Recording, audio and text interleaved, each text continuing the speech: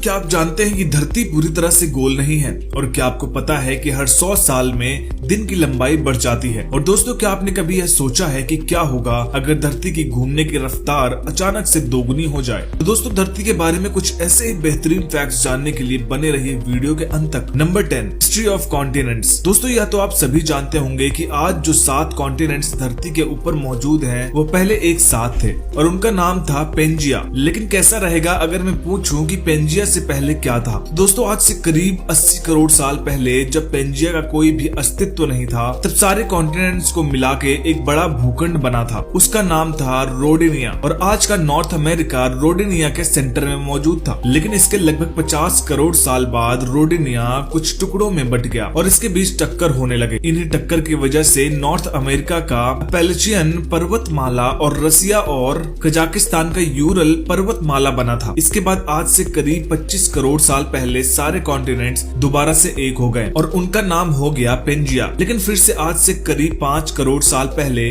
Pangaea Gondwana land और Laurasia नाम के 2 भूखंड में बट गया था और धीरे धीरे अभी के वर्तमान स्थिति में पहुंच गया। Number 9, driest place on earth. दोस्तों, दुनिया के सबसे शुष्क स्थान का नाम है एटाकामा रेगिस्तान, जो कि उत्तरी चाइल में मौजूद है। लेकिन हैरानी की बात तो यह है कि दुनिया का सबसे शुष्क स्थान दुनिया के सबसे बड़े महासागर प्रशांत महासागर के पास ही मौजूद है। चाइल के एरिका में औसत वार्षिक वर्षा केवल 0.8 मिलीमीटर है। ऐसा माना जाता है कि एटाकामा के कालामा शहर में 400 साल तक बारिश नहीं हुई, जब तक कि 1972 में अचानक तूफान नहीं आया। अधिकांश रेगिस्तानों के विपरीत अटाकामा अपेक्षाकृत ठंडा है। अटाकामा रेगिस्तान का मौसम इतना खराब होने के कारण रिसर्चर्स वहां जाते हैं ये देखने के लिए कि वहां किस प्रकार के माइक्रो ऑर्गेनिजम्स रहते हैं, और उन माइक्रो ऑर्गेनिजम्स को देखकर वो ये भी उम्मीद रखते हैं कि अगर धरती के ऐसी जगह पर जीवन हो सकता है तो दूसरे ग्रह पर भी जीवन मुमकिन है। Number 8, earth is not completely round. दोस्तों, दुनिया में 2 किस्म के लोग रहते हैं। एक वो जो मानते हैं कि धरती गोल है और दूसरे वो जो मानते हैं कि धरती बिल्कुल चपटी है। और बचपन में हमें यह भी पढ़ाया गया है कि धरती बिल्कुल गोल है। लेकिन आपको बता दूं कि यह बात पूरी तरह से सच नहीं है। जी हाँ, जब धरती रोटेट करती है तब ग्रेविटी धरती को सेंटर की ओर पुल करती है। वहीं दूसरी तरफ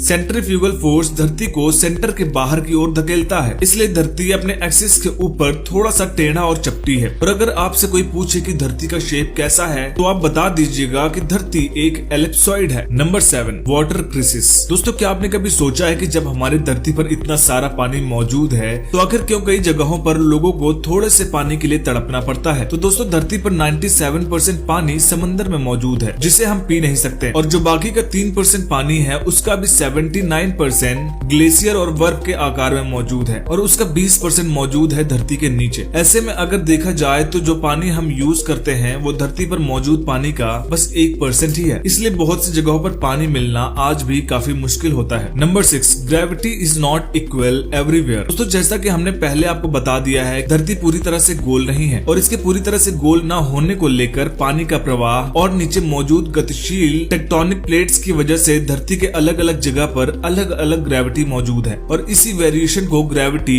एनोमलाइज के नाम से जाना जाता है। उदाहरण के तौर पर अगर हिमालय पर्वत की बात की जाए तो यहाँ किसी समतल भूमि से ज्यादा गुरुत्वाकर्षण बल मौजूद है, जिसे सकारात्मक ग्रेविटी एनोमलाई कहा जाता है। वहीं जब हम बात करते हैं समंदर के नीचे मौजूद किसी गहरे खाई के बारे में तो वहाँ का गुरुत्वाकर्षण बल दूसरी जगह की तुलना में कम है, जिसे नकारात्मक ग्रेविटी एनोमलाई कहा जाता है। Number 5, blue sky. दोस्तों, या तो आप सभी जानते हैं कि आसमान नीला होता है, लेकिन क्या आपने कभी सोचा है कि आसमान आखिर नीला ही क्यों होता है, किसी दूसरे रंग का क्यों नहीं? तो दोस्तों, बहुत से लोगों का यह मानना है कि समंदर का रंग नीला होने के कारण आसमान का रंग नीला होता है, लेकिन वैज्ञानिक इस बात को बिल्कुल भी नहीं मानते। वैज्ञानिकों के मुताबिक आकाश का रंग नीला होने का कारण सूर्य से कनेक्टेड है। यानी आसान भाषा में समझे तो सूर्य तय करता है कि आकाश का रंग कैसा होगा। हमारी धरती के वातावरण में धूल के कण मौजूद हैं, जो हमें खुली आंखों से दिखाई नहीं देते हैं। इन्हीं पर जब सूर्य की रोशनी पड़ती है तो रोशनी 7 रंगों में टूट जाती है, जिसे हम विबग्योर कहते हैं। इसमें वॉयलेट, इंडिगो, ब्लू, ग्रीन और रेड शामिल होते हैं। जब सूर्य की किरणें टूटती हैं तो सबसे कम तरंग दायरे ब्लू और इंडिगो की होती है,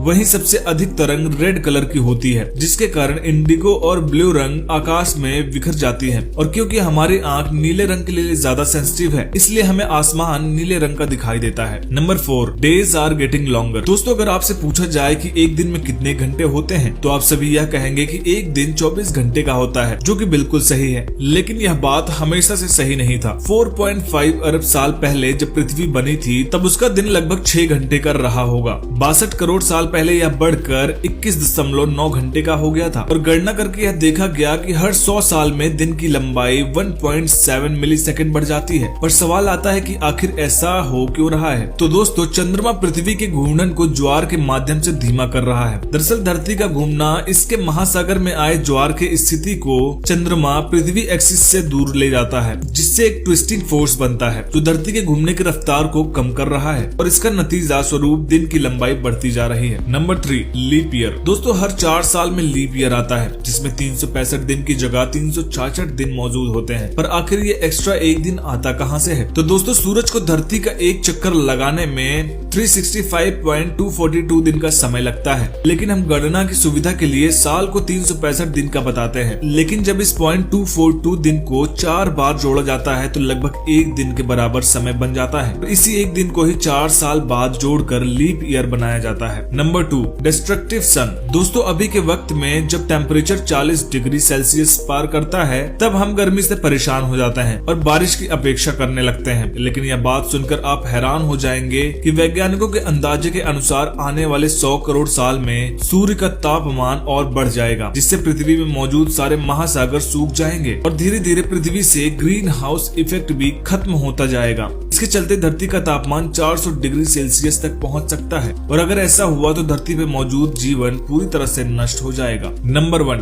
डबल रोटेशन स्पीड। दोस्तों आखिर क्या होगा जब धरती का रोटेशन स्पीड रातों रात दुगना हो जाएगा? और अगर अभी की बात की जाए तो धरती हर घंटे 1000 मील की रफ्तार से रोटेट करती है, जो दोगुना होने पर 2000 मील पर आवर हो जाएगा। और ऐसा होने पर धरती का ग्रेविटेशनल फोर्स काफी कम हो जाएगा, जिससे सबसे पहले तो कोस्टल रीजन में इतने बड़े बड़े सुनामी आएंगे कि किसी ने इसकी कल्पना भी नहीं की होगी। इसके बाद ज्वालामुखी के अंदर से लावा निकल के चारों तरफ फैलने लगेगा, बड़े बड़े भूकंप आएंगे और सारे कॉन्टिनेंट्स एक दूसरे से अलग होकर इधर उधर बिखरने लगेंगे। और मान लीजिए कि कोई इतने भयानक हालात में भी सरवाइव कर लेता है, तो भी वह भूख और खराब मौसम के कारण बहुत ही जल्द मर जाएगा। तो दोस्तों आज की वीडियो में सबसे अच्छी जानकारी आपको कौन सी लगी, कमेंट करके जरूर बताइएगा। और अगर आपको वीडियो पसंद आई हो तो चैनल को सब्सक्राइब कर लीजिएगा और पास में बने बेल आइकन को दबा दीजिएगा, ताकि हमारे आने वाले नई वीडियोस की नोटिफिकेशन सबसे पहले मिल सके। वीडियो देखने के लिए धन्यवाद।